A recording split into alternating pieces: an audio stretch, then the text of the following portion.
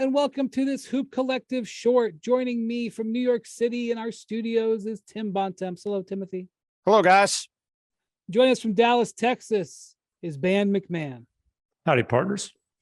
So today we want to talk about one of the exciting young teams in the NBA, a team that's been completely off the radar generally for the last decade, who is now beginning to pivot because of some off seasons and some draft day maneuvering, and that's the Detroit Pistons. This is, for me, I spent significant chunks of my 20s and 30s in Auburn Hills, Michigan, because that team was good year over year over year. I believe they went to the conference finals 6 years in a row at one point. 6 years in a row. I have never even set foot in Little Caesars Arena. Not that I am the the barometer for all relevancy, but they just haven't had a team that has, attracted much attention outside the Detroit area. And even in Detroit, it's been I happened to go to the first ever game there because the Celtics played the Cavs the night before. So I drove up and went to that game, and I haven't been back since. There you go. So obviously last year they hit pay dirt in the lottery with Cade Cunningham. He started out a little bit slow as he was recovering from injury, but had a spectacular rookie season. If the rookie season was voted on just after the All-Star break, he probably would have won Rookie of the Year. The absolute prototypical modern guard, great size, multi-talented. Definitely very exciting going forward. And then they had, what would you call their offseason, Bontemps? They made a bunch of deals, used a bunch of salary cap space, but kept a lot of their long-term flexibility open and playing time for their young players. Yeah, I mean, look, I think when you look at the Pistons overall, getting Jaden Ivey in the draft, getting Jalen Duren in the draft, to go with Cade Cunningham, who, like you said, was awesome second half of the year. I think he was 5th or 6th or somewhere in our rookie rank or our young prospect rankings we did earlier in the season. There's a ton to be excited about there. And like you said, they also have a $60-70 million, something like that, in cap space next summer to go after players too. They did some odd things too this offseason. Marvin Bagley getting signed for 3 for $37 is one of the stranger deals, I guess I'll put it that way, that I can remember. Not squeezing a first-round pick out of the Knicks for a double salary dump. Yeah. They took on 3 Knicks players. They took on Alex Burks, Nerlens Noel, and Kemba Walker. But they also got a lottery pick out of the Knicks that they used. I'm talking about the second one. That was the Burks Noel deal. I was surprised. But I think in general, McMahon, I think, they traded Jeremy Grant because Jeremy Grant was looking for an extension, and they didn't see Jeremy Grant as a player that they wanted to spend. I don't know what it would have cost. I think he was looking for something in the $100 million range. Yeah. I don't know if he'll get that in Portland or next summer. They didn't want to invest in him at that level. Well, and they didn't want it to be Jeremy Grant's team. It's Cade Cunningham's team. Right. And I think they just didn't love their options in free agency this offseason. And so they, as Bontemps said, they just basically they acquired a bunch of players with 1 year left on their contract. They picked up a bunch of second-round picks for doing that from the Knicks. It may not have been the greatest in terms of trade value, but they now rolled their space over to next summer. And they have a very interesting team to watch this year. And what they've done is they're like, hey, we're building this thing around a one and done number 1 overall pick who's entering his second year. This is not the time to fast track this thing. This is not the time to, say, hey, we got to win next year. They've got some time to build this thing patiently, and they were able to add, if not the 2 most dynamic athletes in the draft, 2 guys that are on the very short list. One who, Jaden Ivey's not a point guard, but he doesn't have to be with the Pistons because Cade Cunningham is essentially your point guard. He's your point forward. And then Duren, oh my goodness. I mean, you talk about a big dude with just phenomenal raw athleticism. Very interesting. Sadiq Bey, I think, is at minimum going to be a quality role player. in the league for a long, long time. And I tell you what, I am weirdly fascinated by Isaiah Stewart and how he's going to fit long-term in this thing. Beef stew. And I absolutely love that he was willing to go to Summer League after being a full-time starter in his second year, that he was willing to go to Summer League to work on adapting his game so that he can fit next to Duren. Now, I don't know if he essentially, it feels like what they're asking him to do is to be a bigger, more athletic version of PJ Tucker, right? And so can he become a quality 3-point shooter? Hey, he shot 56% in Summer League from 3, 5 of 9. but in 2 games. But the fact that he is willing, you don't see guys who are rotation players, much less starters, go to Summer League before their 3rd season. There were other guys on his own team who they were hoping would play in Summer League who did not. Right. You know, the fact that he was willing to Killian do that. Hayes, who was sort of a. Well, Killian Hayes was there. He just stinks. Oh, he did play in Summer League. Wow, he did. Missed it. Yes. I Yeah, totally missed it missed because it. he didn't do anything interesting. Yes, wow, Sadiq Bey did not. But Stewart did. And so, again, I don't know if that's going to work, but I'm really interested to find out, to see how that develops. And they've got time, like, even if it's not smooth, they can commit to trying to figure that out this year, trying to see if it works. Look, they're on the OKC plan. You know, Troy Weaver was in Oklahoma City. Go back to 2007. They draft Kevin Durant. Then they draft Russell Westbrook. And they get one more high pick. They draft James Harden. They also got Ibaka in that Westbrook draft. He came over the next year with Harden, and then they took off, right? That, obviously, I'm not saying this is going to be the Thunder, but they have Cade Cunningham.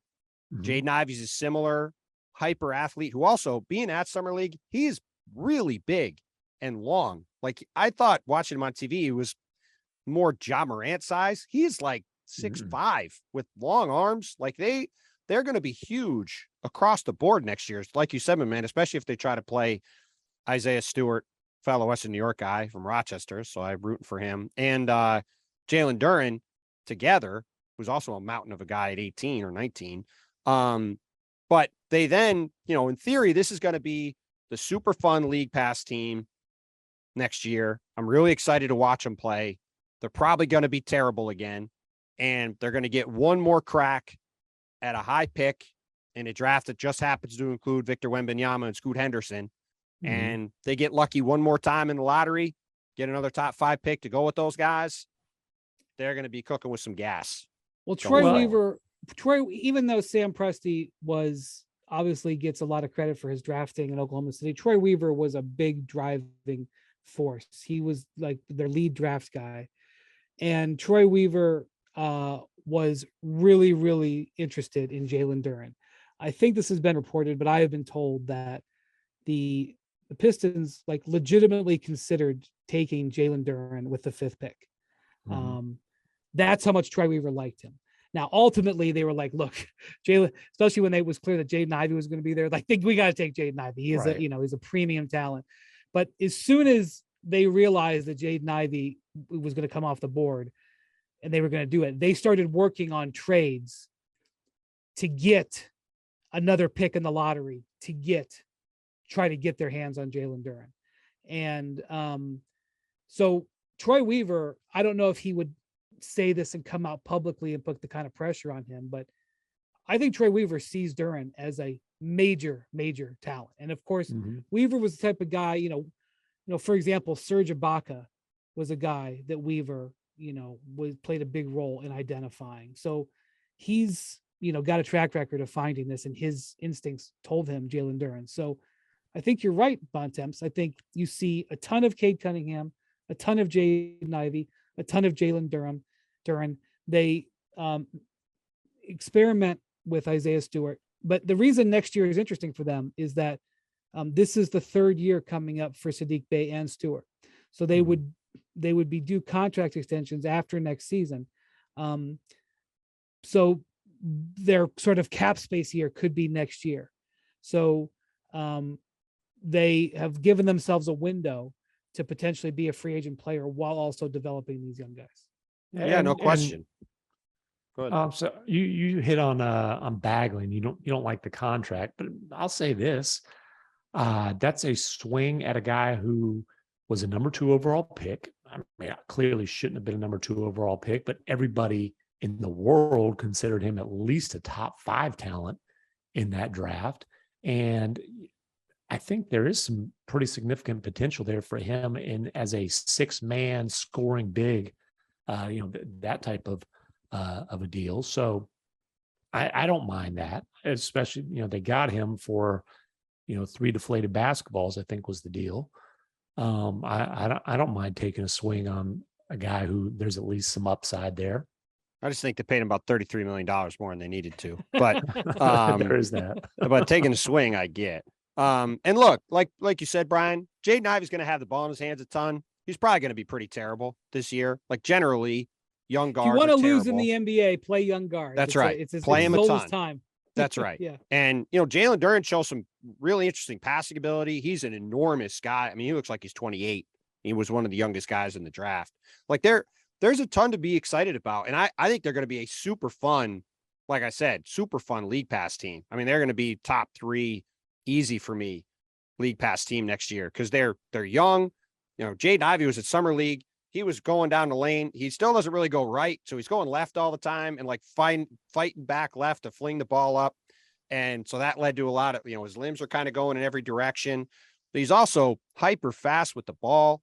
He's got the same kind of hairdo as Ja. He's flying around like Ja. Like he's got some moxie to him. Like they're going to be really fun. And Dwayne Case is a really good coach. Like if I'm a Pistons fan, like you said, it's been a rough 12, 13 years at this point. They had the brief blip with Stan where they made the playoffs a couple times. It got drilled as an 8 seed, but there's a lot going on here, Griffin. Right? Well, yeah, they got Blake too, but there's a lot to be excited about. Like this to me, if you're ranking excitement factor for, some of these young cores around the league, if the Pistons in 2 years are like what Memphis is now, like I think that's at least a plausible path for them if things hit right, which is a pretty exciting place to be. Yeah, I'm not sure about a league pass team next year, but definitely an Instagram team. There's going to be some spectacular highlights. Whole games, well, I think they'll be fun to watch. I think they'll be young, fun to watch, and bad, which is sort of the perfect combination of, they're going to play fast, I assume. They're probably going to be in a lot of high-scoring games. They're not going to play a ton of They're a young team, right? They're going to be flinging the ball all over the place, running up and down the court. Like you said, they got all these athletes now. And I think Ivy landed in a perfect spot because you said it, McMahon. Like he can be a point guard, but if you have him and Cunningham and they're playing off each other and he can sort of be a slasher and an attacker who's making plays for guys and he doesn't have to be a point guard all the time, I think it's got a chance to be a perfect landing spot for him. I was excited as a fan of the league to kind of see that happen. And like I said, the other thing that stands out, especially after being around Boston so much this year, they're just gigantic at every spot. And like, they really have a chance to be a physically imposing team, even though they're young. Like they're just, especially if they try to play Isaiah Stewart, who is the definition of a barrel chested guy at 6'10" at power forward. Like it's going to be very fun to watch them. I mean, they look like Duren, Stewart, Cunningham. They look like pass rushers. Yeah, Sadiq Bey's like a barrel-chested guy too. Yeah, like the Lions need to borrow these guys on Sundays and let them get after Aaron Rodgers. That might not be a bad idea. That might. Well, the Lions certainly could use some help too. I mean, geez, they've won one playoff game in 60 years, so yeah. Hopefully, Detroit fans have some things to watch soon. All right, well, that's to take a look at the Pistons. Thanks for watching the Soup Collective Short. You can catch us our audio podcasts several times a week for most of the year, and we'll talk to you soon. Adios, amigos.